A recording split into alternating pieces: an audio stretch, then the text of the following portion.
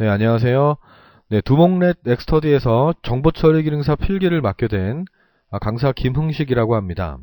닉네임은 한다맨이고요. 정보처리 기능사 필기 같은 경우는 지금 제가 오프에서 16년째 학원 수업을 하고 있는데요. 현재 뭐 학원 원장이기도 하고요. 정보처리 기능사 필기 같은 경우는 2011년도 10월을 끝으로 정기시험이 종료가 됐습니다. 그러니까 정시시험 자체가 없어지고요. 상시시험으로 전환이 되면서 한 달에 한 번, 한 달에 몇 번씩 시험이 있습니다. 아주 자주 있습니다. 그런데 이제 문제는 뭐냐면 정보처리 기능사 그 필기 문제가 정시 문제는 공개가 됐었는데 상시시험에서는 공개가 되지 않고 있습니다. 그래서 문제가 어떤 문제가 나올지를 모르는 것도 있고 공개가 안 되다 보니까 당연히 그동안에 나왔던 정시시험에서 어떤 랜덤하게 출제를 하는 그런 경향이 있습니다. 그래서 학원에서 이제 수업을 하다 보면 정보처리 기능사가 필기 정도의 그런 자격증 같은 경우는 90% 이상이 다 합격하고 있습니다. 그러니까 크게 어렵지 않아요. 그러니까 배우는 건 어려워요. 배우는 건 어려운데 막상 문제를 풀어보면 그 문제랑 동일한 문제들이 아주 많이 출제가 되기 때문에 크게 어렵지 않습니다. 자, 중앙에 보이죠? 그죠? 그냥 한다면을 믿었을 뿐인데 합격했어요. 자, 이게 우리 학원의 원운이에요. 아이들한테 저를 믿으라고 합니다. 사이비 종교 같은 건 아니고요. 날 믿고 내가 하라는 대로만 해라. 하라는 대로만 하고 풀어오라 그러면 풀어오고 내 지시사항만 따르면 합격한다고 계속 애들한테 강조하고 있는 상황입니다. 자, 앞으로 저는 한다면 선생님이라고 하겠습니다. 자, 다음 문제를 좀 볼게요. 다음 문제가 아니고요. 습관이 돼가지고. 네. 과목이 어떤 과목이 있나 한번 보겠습니다. 네, 잠시만요. 볼게요. 자, 합격 비결입니다. 네, 이게 뭐냐면 과목이 총 4과목이 있어요. 총 4과목입니다. 예, 이렇게 4과목이 이렇게 있습니다. 자, 1과목이 전산일반, 전자계산기 개론이죠. 전산일반 부분이고요. 20문제가 출제됩니다. 총 60문제예요. 총 60문제 중에서 1과목이 차지하는 비율이 20문제. 되게 많죠. 그죠? 자, 2과목이 원래 패키지 활용이에요. 패키지 활용은 10문제가 출제가 되고 있고요. 엑셀, 데이터베이스, 파워포인트, SQL, DB의 일종이죠. 그죠? 같다고 보시면 돼요. 자, 저렇게 4가지 과목이 10문제밖에 출제가 안 됩니다. 당연한 거예요. 문제가 쉽게 나올 수밖에 없어요. 저 4과목을 문제를 이 과목당 그럼 한 3문제? 3문제, 2문제? 요 정도밖에 출제를 못 한다는 얘기예요. 그럼 엑셀이 어떤 프로그램이니? 엑셀이 가장 작은 게 뭐니? 엑셀에 내가 원하는 조건을 가지고 추출하는 게 뭐니? 자동으로 하는 게 뭐니? 이런 것들밖에 안 물어봐요. 파워포인트도 마찬가지입니다. 무슨 용도의 프로그램이냐? 이런 정도밖에 안 나옵니다. SQL만 조금 여러분들은 신경 써주시면 이 10문제 같은 경우는 한 7, 8문제는 그냥 맞출 수가 있습니다. 네, 어렵지 않고요. 이게 2과목이에요, 원래. 다음. 그 다음 3과목으로 출제가 되는 게 운영체제 일반입니다. 운영체제입니다. 자, 운영체제는 총 20문제로 되어 있어요. 전산일반하고 똑같죠, 그죠? 전산일반하고 20문제 똑같은 비율로 출제가 되고 있습니다. 자, 윈도우 2011년 10월이 종료가 됐기 때문에 이때 당시에 출제가 됐던 게 윈도우 98 버전이에요. 윈도우 98. 어이가 없습니다. 자, 지금 윈도우 7이 출제가 되고 있는데 이때까지 98에서 마무리가 됐기 때문에 문제가 또 공개가 안 되고 있었고, 그러니까 윈도우 98로 대비할 수밖에 없어요. 그러니까 윈도우 98이나 윈도우 7이나 XP나 동일한 윈도우라는 프로그램이기 때문에 윈도우의 그 공통된 부분들이 출제가 될 확률이 아주 높습니다. 그죠? 딱 윈도우 98 이런 건 나오지 않을 거라고 전 봅니다. 일단 그래도 어렵지 않습니다. 자, 도스입니다. 이 도스라는 프로그램은 윈도우가 나오기 전에 제가 어렸을 때, 제가 학생 때 사용했던 운영체제였습니다. 컴퓨터를 키면 마우스나 이런 바탕화면 이런 게 보이는 게 아니고요. 검은 화면에 흰 글씨가 나오는 그런 부분이었어요. 그러니까 마우스가 당연히 없어요. 그냥 키보드로 명령어를 직접 쳐가지고 내가 컴퓨터를 운영하는, 사용하는 그런 방식으로 되어 있는 운영체제입니다. 자, 이게 지금 또 나와요. 나오고 있습니다. 당연히 명령어가 좀 중요하겠죠. 그죠? 제가 아주 나올 수 있는 것들만 간단히 정리를 했습니다. 교재로요. 그걸 다운받으셔가지고 공부하시면 충분히 득점하실 수가 있습니다. 자, 유닉스죠.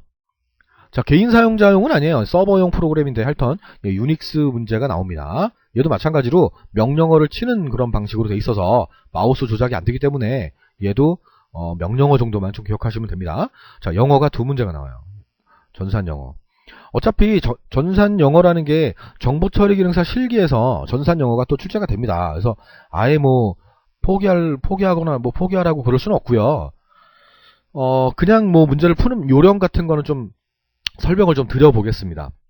근데 두 문제밖에 안 돼서 사실 학원에서는 그 초등학생부터 고등학생까지 정보처리 필기 수업을 좀 하는 편인데요. 포기하라고 합니다. 그냥 전산 영어 푸는 요령만 좀 알려주고요. 그냥 찍으라고 합니다. 네, 그래도 뭐 저는 그럴 수 없으니까요. 여기서는요. 네, 하여튼 그렇습니다. 자, 이렇게 두 가지가 40문제나 돼요. 얘까지 해서 얘 10문제니까 50문제예요.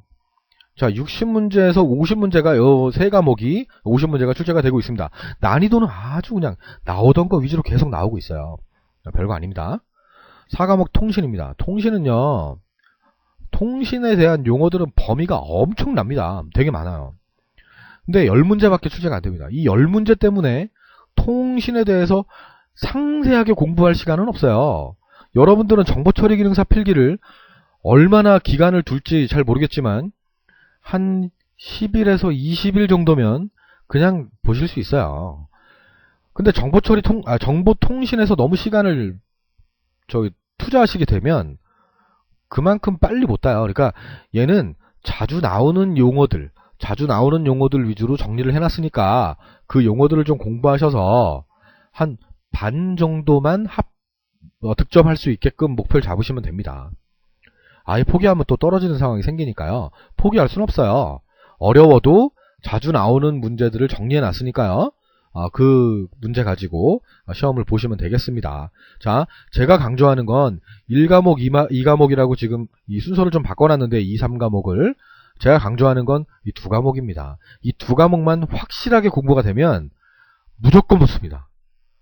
패키지는요, 얻어 걸리는 거예요. 그냥 주는 문제입니다. 패키지 활용은요, 제가 한 장짜리로 교재를 정리해 놓은 게 있습니다. 거기서 다 나온다고 보시면 돼요. 자, 일단 저를 믿고 따라오시길 바랍니다. 합격 점수는요, 100점 만점에 60점 이상만 되면 됩니다. 그러니까 60점 계산해보면 36문제만 맞으면 돼요. 60문제에서 24개나 틀려도 돼요. 그죠? 반띵 해가지고 좀 더 맞추면 돼요. 합격 가능합니다. 축하합니다. 네. 총 4과목에서 과목별 36문제를 득점하면 합격입니다. 뭐 꽈락은 없습니다. 꽈락은 없습니다. 과목별 20문제? 뭐 글쎄요. 네. 하여튼 꽈락은 없어요. 꽈락이 없다는 얘기는 아무리 많이 틀려도 이 두 과목에서 이미 36개를 맞췄다. 그럼 이 3과목과 4과목을 다 틀려도 합격이 된다는 얘기입니다. 꽈락이 없다는 얘기예요. 네. 다음 거 한번 볼게요. 네, 합격 비결입니다. 네, 교재의 요점 정리를 반드시 암기하세요. 제가 그 교재 같은 경우는 16년의 노하우가 담겨 있습니다. 그러니까 물론 영진이라든지 이게 얘기해도 되나? 하여튼 출판사 교재, 두꺼운 교재를 물론 참고하긴 했지만 기출문제를 계속 보면서 자주 나오는 요점 정리만 기록을 해놨습니다. 그래서 쓸데없이 너무 많은 걸 알 필요는 없고요. 이 학원이래. 이 제가 올린 교재에 있는 정도만 암기하시면 됩니다. 자, 최소한의 필수 암기사항만 있기 때문에 반드시 외우셔야 됩니다. 다 중요한 내용들이라고 보시면 됩니다. 물론 수업하면서 걸릴 건 또 걸르면서 수업을 하겠습니다. 자, 기출문제를 정독해서 푸시고요. 틀린 문제를 반드시 암기해야 됩니다. 자격증 필기 시험은 문제은행식으로 되어 있어서 중복 출제되는 경우가 너무 많습니다. 정말 심합니다. 산업인력관리공단의 필기시험은 특히 그렇습니다. 틀린 문제나 모르는 문제는 좀 표시해 두고요. 이해가 안 가는 문제는 선생님께 확인하고, 이건 학원에서 하는 얘기고, 이해가 안 가는 문제는 게시판에 글을 올리시거나 그럼 제가 확인하고 답변을 하겠습니다. 그리고 강의를 또 보시면 돼요. 제가 아주 쉽게 설명을 드리겠습니다. 자, 일단 본인이 믿어야 돼요. 이거 너무 어려운데? 떨어질 것 같은데? 한다면은 10일, 20일이라 그랬는데 이거 한 달 넘게 걸리겠는데? 그런 생각하지 마시고요. 어렵다고 포기하면 안 되고요. 그냥 합격할 거라고 생각하시고 하면 됩니다. 긍정적인 마인드가 필요합니다. 아시겠죠? 합격선을 높게 잡고 준비해야 됩니다. 난 딱 36개만 맞아야지 그러지 마시고요. 한 40개 이상씩은 계속 맞춰주는 그런 연습을 하셔야 됩니다. 네, 다음요. 네, 마지막으로 강조드립니다. 자, 시험 시간은 1시간인데요.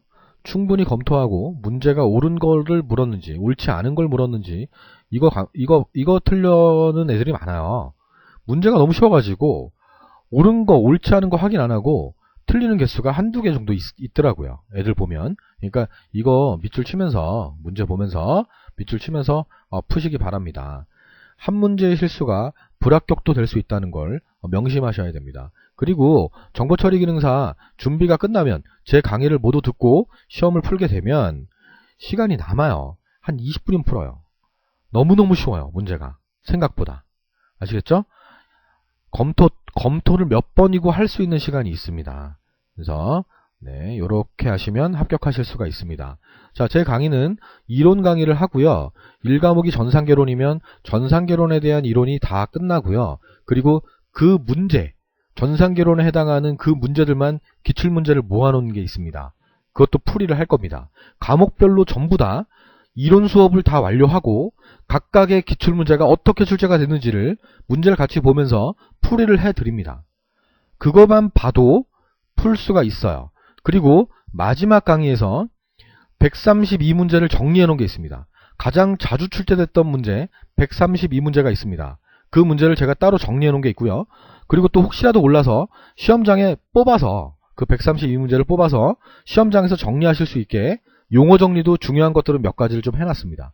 그것들을 보시면서 공부하시면 꼭 합격하실 수 있습니다. 장담할 수 있습니다. 자, 그리고 그 다음에는 마지막으로 2011년도 마지막 시험 10월 정시문제에 대한 풀이를 또 해드릴 겁니다. 문제를 보고. 그리고 교재로 그 수업을 들으실 수 있는 똑같은 교재 하나 올려드리고요. 기출문제 모음을 압축 파일로 올려드릴 겁니다. 그럼 기출문제를 다운받으셔가지고 본인이 직접 풀어보시면 됩니다. 옛날 거부터 제가 학원 하면서 학원 강사로 계속 정보처리를 수업하면서 계속 다운받아서 관리하고 있었던 기출문제 자료가 있습니다. 그 자료를 제가 올려드릴 테니까 여러분들은 수업을 다 들으시고 계속 문제를 풀어나가시면 됩니다. 꼭 합격하실 수 있을 거예요. 아시겠죠? 네, 여기까지 할게요. 네, 다음 1강 전자계산 일반할 때 만나겠습니다. 네, 수고하셨습니다.